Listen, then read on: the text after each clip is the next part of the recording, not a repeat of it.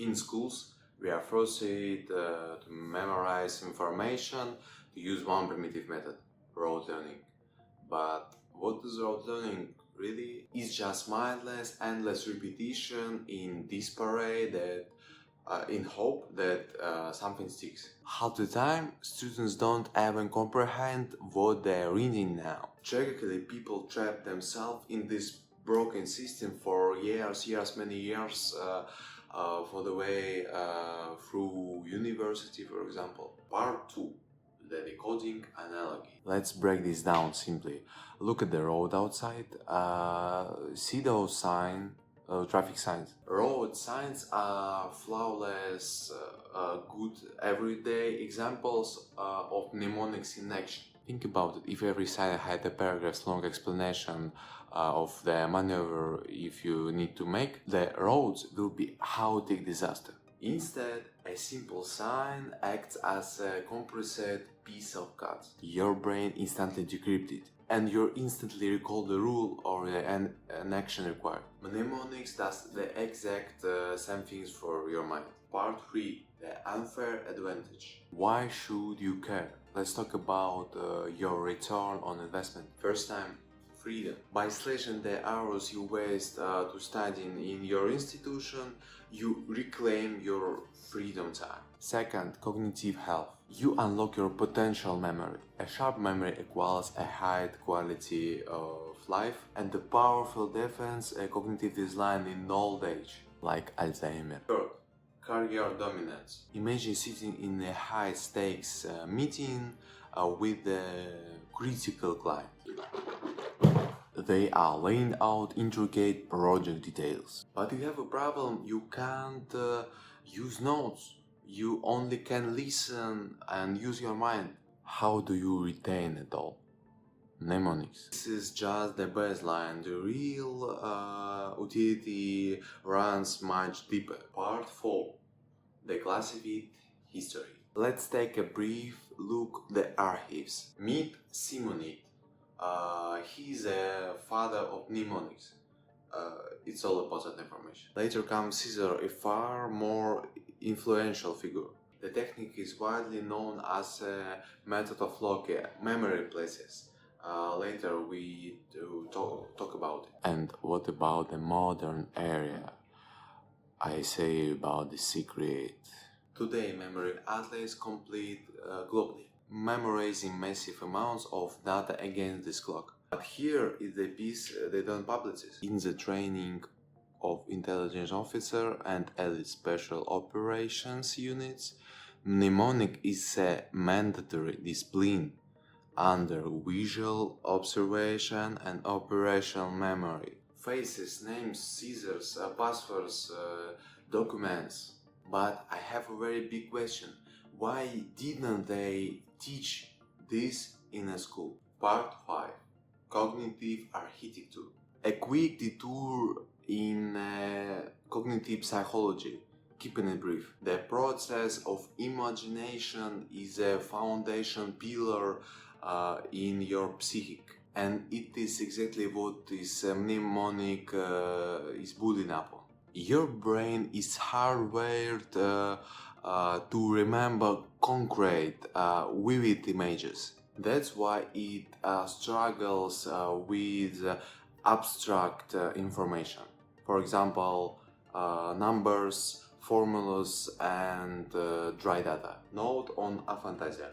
If you have an aphantasia, you have an inability to imagine visual images. This does not mean the mnemonics is close to you. You can successfully use verbal logic tools such as acronyms and phonetic association, user voices. I've left details in the description on this video. Yeah, the most interesting part of this video, part 6, the tools. First tool, the major system. Mnemonic number system, in English society.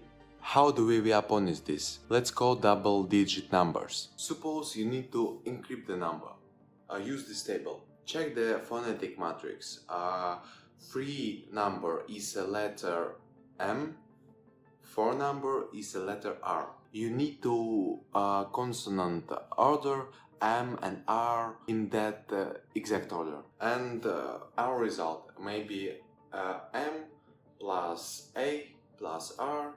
We have a word Mars, not chocolate. You can use another words, for example, more, and for example, Omar. We take Omar. Next step is a mental architecture. You visualize the world. Our first word, Mars. Visualize the planet of Mars. Then imagine a giant Omar. Now view them. The big lobster stay on the big planet Mars. Later, when you need to recall the data, your brain decode this. And we have result 34. You can build an entire customized matrix system. And second, the main, the very important tool is a method of locate. Now we can use the Google Maps, for example. Imagine your daily commute, the exact road you take from your house to work or university. Along this physical path, you identify distinct entry points. Point 1. 2 silver trash bins, for example. To make it stick, focus on the bright red diamond hazard sign on them. For example, it's more easily to remember, you know. Point 2. Keep moving, right there, and no smoking sign. That is your second point. Walk a bit further, the concrete steps leading to the entrance. That is your third point. Your map is ready. Professionals routinely map out 20 and 30 points on your road. Part 7. Synthesis execution. Let's combine two tools to get effective result. Now, how do we execute? Let's combine both tools. Imagine you need to instantly memorize an order of tracking number 43, 53, 42.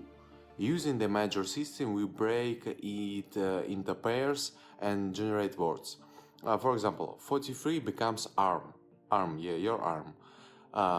53 becomes lime, maybe like fruit, lime. 42 becomes rain, only rain. Now we deploy them along our physical map. Place a giant detached arm on top of the silver trash bins. Second, squeeze a fresh lime directly onto the no smoking sign.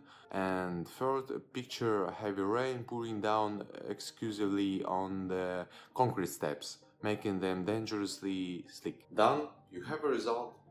You can remember your numbers. In the next time, if you need your numbers, you mentally walk on the street, look at the points, and decrypt the code back. This is just the genesis of our seriously system mnemonic. What you have seen today is the fraction protocols what we uncovering for you. In the description below you can find the scientific papers and foundational archives to start training. Support the link, like this video and subscribe to the laboratory. And join our network across our other social platforms listed below.